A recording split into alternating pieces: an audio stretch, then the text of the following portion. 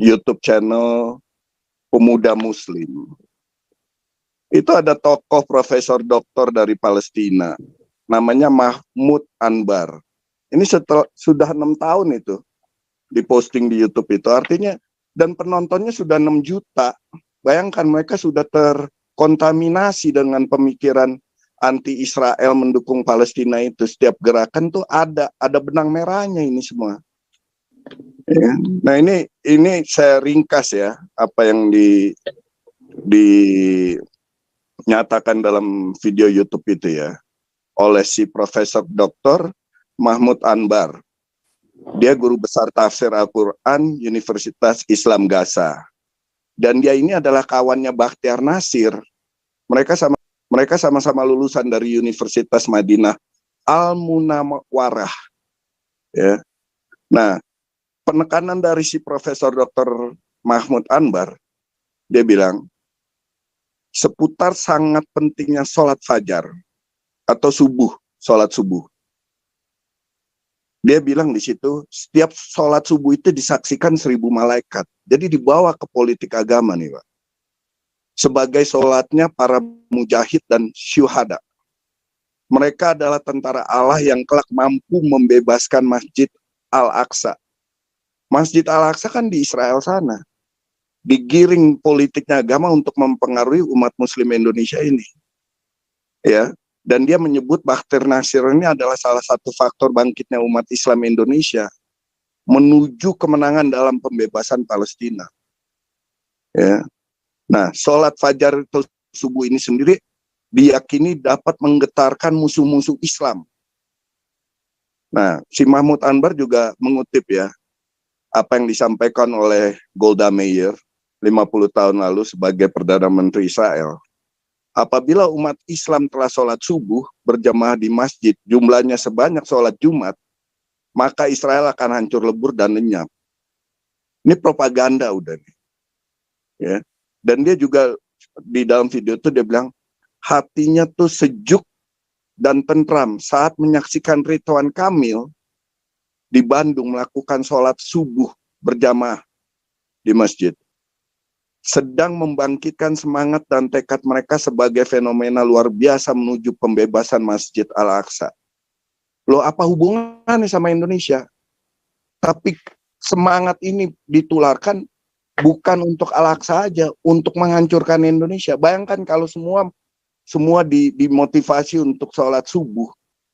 Sementara yang nasionalis, terlepas agamanya apa, lagi tidurnya nyak tahu di Brangus, apa ngancur tuh Indonesia? Shalom.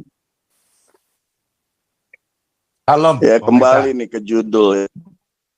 Shalom Pak Gajah Mada. Ya, kita nih nggak fokus semua dulu, nih yang Pak merasa Ponto. nasionalis. Oh, shalom Pak Ponto. Lanjut. Iya. Ya, kita sebagai yang merasa nasionalis. Bagaimana? Ini Pak Tobing lagi nonton. Ini nanti. Oh iya. Pak Tobing udah buka kamera tuh. Hebat, ada Pak Ponto, ada Pak Tobing, Pak Santi, Amir. Semualah orang-orang hebat ini. Tapi kita nggak fokus nih Pak. Ini politik agama kita udah mau apa ini? Ini kan persoalan dasarnya karena agama ini. Betul. Semuanya karena agama. Untuk mencapai kekuasaan merubah dasar negara menjadi negara agama. Ini kan udah nyata. Ya kan, tindakan hukum kepada HTI hanya dibubarkan, tapi pentolannya dibiarkan bebas kan, tidak ditangkap. Mewabah udah semuanya. Bahkan Jokowi itu saya udah yakin kok. Waktu saat dia bersuara mengutuk Israel itu artinya dia udah bagian dari itu Pak. Nah ini beberapa hari lalu saya nonton ya, dan saya ulang lagi tadi pagi di YouTube channel Pemuda Muslim. Itu ada tokoh profesor doktor dari Palestina, namanya Mahmud Anbar. Ini sudah 6 tahun itu diposting di YouTube itu, artinya, dan penontonnya sudah 6 juta. Bayangkan mereka sudah terkontaminasi dengan pemikiran anti-Israel mendukung Palestina itu. Setiap gerakan tuh ada benang merahnya ini semua. Ya. Nah ini saya ringkas ya apa yang dinyatakan dalam video YouTube itu ya, oleh si Profesor Dr. Mahmud Anbar. Dia guru besar tafsir Al-Quran Universitas Islam Gaza. Dan dia ini adalah kawannya Bakhtiar Nasir. Mereka sama-sama lulusan dari Universitas Madinah Al-Munawwarah. Ya. Nah, penekanan dari si Profesor Dr. Mahmud Anbar, dia bilang, seputar sangat pentingnya sholat fajar atau subuh, sholat subuh. Dia bilang di situ, setiap sholat subuh itu disaksikan 1000 malaikat. Jadi dibawa ke politik agama nih, Pak. Sebagai sholatnya para mujahid dan syuhada. Mereka adalah tentara Allah yang kelak mampu membebaskan Masjid Al-Aqsa. Masjid Al-Aqsa kan di Israel sana. Digiring politiknya agama untuk mempengaruhi umat muslim Indonesia ini. Ya, dan dia menyebut Bakhtiar Nasir ini adalah salah satu faktor bangkitnya umat Islam Indonesia menuju kemenangan dalam pembebasan Palestina. Ya. Nah, sholat fajar atau subuh ini sendiri diyakini dapat menggetarkan musuh-musuh Islam. Nah, si Mahmud Anbar juga mengutip ya apa yang disampaikan oleh Golda Meir 50 tahun lalu sebagai Perdana Menteri Israel. Apabila umat Islam telah sholat subuh berjamaah di masjid, jumlahnya sebanyak sholat Jumat, maka Israel akan hancur lebur dan lenyap. Ini propaganda udah nih. Ya. Dan dia juga di dalam video itu dia bilang, hatinya tuh sejuk dan tentram saat menyaksikan Ridwan Kamil di Bandung melakukan sholat subuh berjamaah di masjid. Sedang membangkitkan semangat dan tekad mereka sebagai fenomena luar biasa menuju pembebasan Masjid Al-Aqsa. Loh, apa hubungannya sama Indonesia? Tapi semangat ini ditularkan bukan untuk Al-Aqsa aja, untuk menghancurkan Indonesia. Bayangkan kalau semua dimotivasi untuk sholat subuh. Sementara yang nasionalis, terlepas agamanya apa, lagi tidurnya tahu di Brangus, apa ngancur tuh Indonesia? Ini yang kita terkecoh semua dengan politik ini. Semua udah mengarahnya ke sana. Step by stepnya udah pasti nih. Ini kalau sampai udah Anies kalah menang pun tetap mereka ada kekuatan. Bisa mempengaruhi semua. Ya. Nah ini kita yang diam-diam aja ngomongin Pancasila ini. Pancasila udah nggak dianggap sama mereka. Ya kan? Nah ini yang kita harus sadarin. Yang pasti ini siapa sih Bakhtiar Nasir ini? Dia ini Sekjen MIUMI. Dia Ketua Alumni Saudi Arabia se-Indonesia. Dia pengurus pusat MUI. Dia Ketua Departemen Fatwa Forum Kajian Kedokteran Islam Indonesia. Ini juga yang mempengaruhi kenapa Dr. Tirawan dipecat. Karena si ID-nya ini ada pengaruhnya semua nih Pak. Dia juga Ketua GNPF MUI.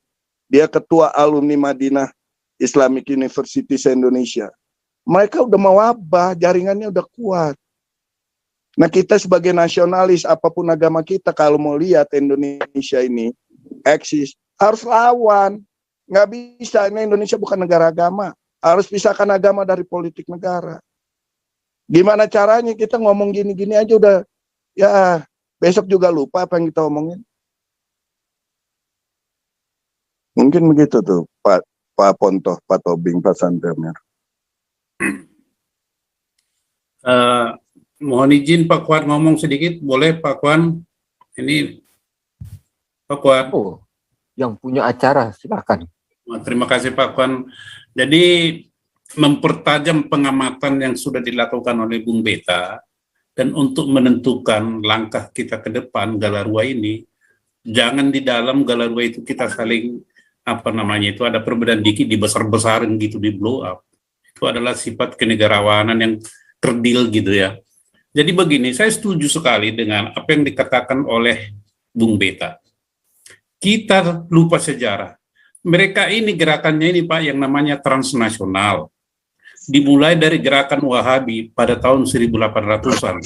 Disusul dengan Ikhwanul Muslimin 1950-an di Mesir. Nah, Ikhwanul Muslimin ini adalah para intelektual Arab Saudi dengan Wahabinya bergelimang dengan dana. Ikhwanul Muslimin di Mesir diburu dan dipenjarakan oleh Presiden Gamal Abdel Nasser itu apa?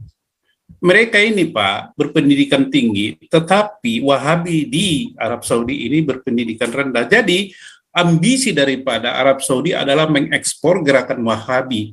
Maka dirangkullah itu Ikhwanul Muslimin.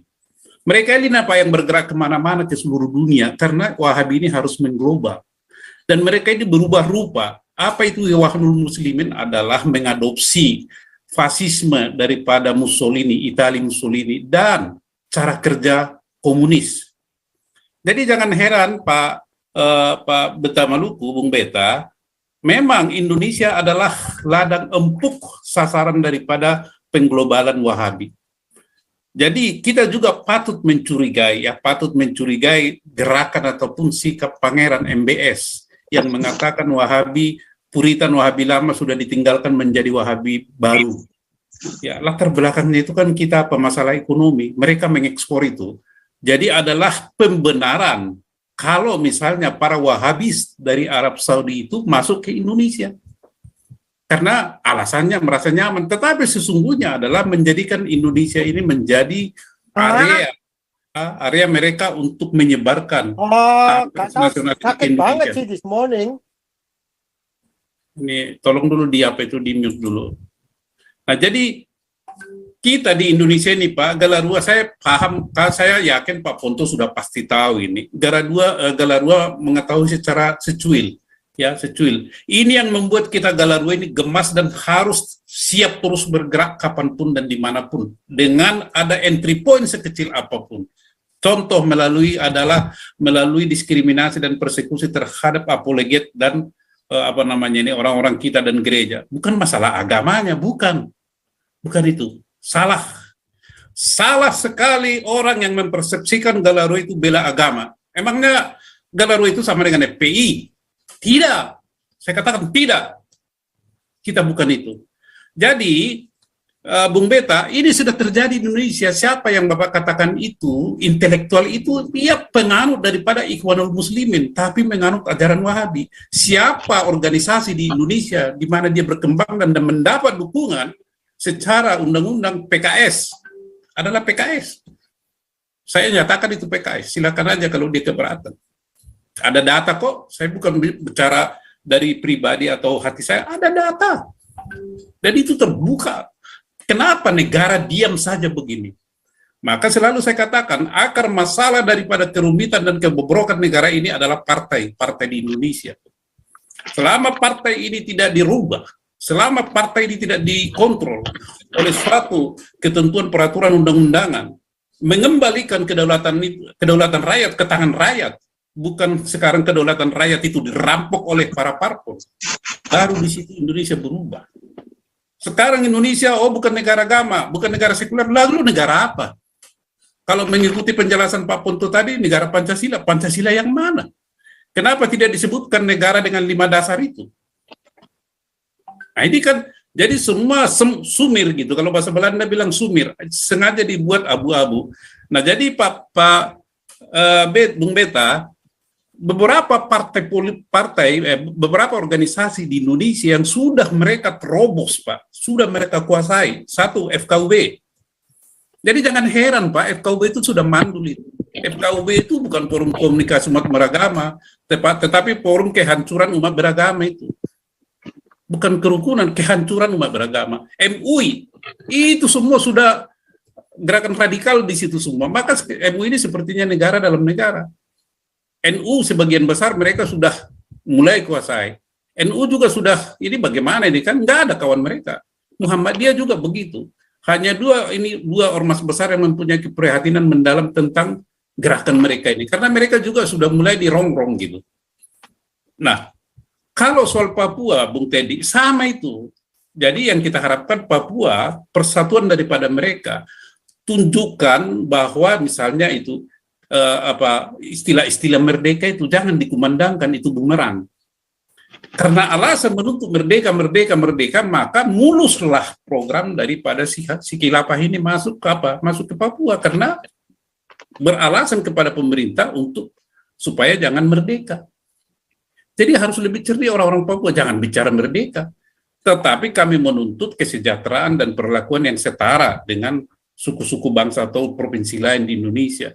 Jadi ini istilah-istilah ini siapa yang mengatakan merdeka dalam artian bukan wilayah, kan itu harus diperjelas.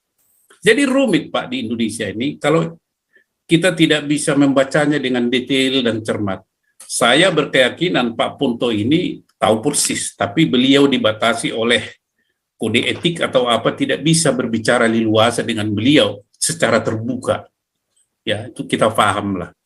Saya 20 tahun dengan Pak Yoga Sugama, tetapi bukan formal. Ya, saya informal. Ya, di perusahaan dia di Pulau Buru, Pak. Dan saya banyak mendapat pengajaran dan pelajaran dari dia tentang militer dan kesetiaan kepada negara ini dan bagaimana membela negara. Saya banyak belajar dari beliau. Nah, jadi kenapa saya ngotot misalnya masyarakat di desa itu harus mendapat pembelaan? Saya belajar dari dia. Karena kekuatan daripada pertahanan di Indonesia itu ada di tangan rakyat Indonesia yang tersebar di seluruh Indonesia ini. TNI itu terbatas. Maka kalau dikatakan TNI itu adalah dari rakyat, betul itu. Jadi jangan sekali-sekali TNI maupun Polri menyakiti hati rakyat. Itu sama dengan dia membakar rumahnya sendiri. Ya, rakyat selalu mencintai TNI dan Polri, tetapi sekali-sekali jangan menyakiti hati rakyat dengan penegakan hukum, khususnya Polri. Kejaksaan, hakim menyalahgunakan penegakan hukum. Anda telah menyakiti hati rakyat. Nah, kami sekarang rakyat ini juga Galarua yang merupakan satu institusi yang legal mewakili kedaulatan rakyat berbicara dan memohon kepada TNI kembali ke jati diri negara kita Republik Indonesia. Kami membela lah, ya, tetap di belakang bapak-bapak. Dan kami mempercayakan itu kepada bapak-bapak menyelamatkan bangsa dan negara ini. Bapak-bapak TNI sana. Jadi itu Bung Beta. Terus dalam situasi ini kita harus bagaimana? Kita kan harus berkaca diri. Kemampuan kita itu Galarua di mana? Posisi kita Galarua di mana? Bagian yang bisa kita lakukan di mana? Ya, bagian yang bisa kita lakukan lah yang kita lakukan sesuai dengan kemampuan sumber daya yang ada pada kita. Ya, di mana? Ya, hal-hal seperti yang tadi itu saya katakan itu. Di situ kita, karena ini memberi efek secara kekuatan sumber daya, ya, kekuatan apa? Kekuatan untuk secara fisik lah. Mungkin kita kecil, tetapi kan ada mass media, ada sosmed. Kita berjejaring dengan siapapun yang bisa nanti memblow up perjuangan daripada Galarua ini. Berjuang bukan untuk dirinya sendiri, tetapi berjuang kepada kaum yang lemah seperti yang dikatakan oleh Pak Gajah Mada tadi. Jadi mari teman-teman, Bapak Ibu, mari bergandengan tangan, bekerja sama, pokoknya melangkah bersama. Kalau istilah fasis itu sebenarnya apa sih? Dalam artian positif itu fasis itu adalah persatuan. Kalau sekumpulan batang-batang kecil dikumpulkan jadi satu itu kan gampang itu susah dipatahkan. Dalam arti positif ya, tapi bukan totaliarisme. Begitu Bung Beta saya tambah, saya tertarik dengan pembahasan Bung Beta karena ini berlanjut Pak, berlanjut terus ini sampai nanti Indonesia ini mereka akan kuasai karena itu adalah apa itu ya, sunnah bagi mereka, sunnah. Kita tidak bisa berharap agama bisa dipisah dari negara, justru agama yang mengatur negara. Bagi mereka itu ajaran mereka itu Al-Quran dan hadits mengajarkan itu. Tetapi tidak semua mereka menuruti itu secara literer, secara secara alfabetik. Harus ada analisa. Itulah makanya di Indonesia ini ada Islam moderat dan inklusif, ada Islam keras, ya ekstrim. Itu terbagi dua. Dan ini hantam-hantaman ini. Saling pengaruh-mempengaruhi. Nah, mereka itu Pak sudah menguasai hampir segala bidang. Menyusup. Ya, menyusup. Terus bagaimana? Ya kembali lagi. Kita harus berjuang jangan sampai identitas nasional suku-suku di Indonesia ini digerus satu persatu. Percakapan yang materi yang disampaikan oleh Gajah Mada itu penting. Saya menyesal katanya kan. Jangan sampai begitu terulang. Saya menyesal memberikan. Itulah kehancuran daripada Majapahit. Terima kasih Bung Beta, terima kasih Pak Kwang. Ya itu yang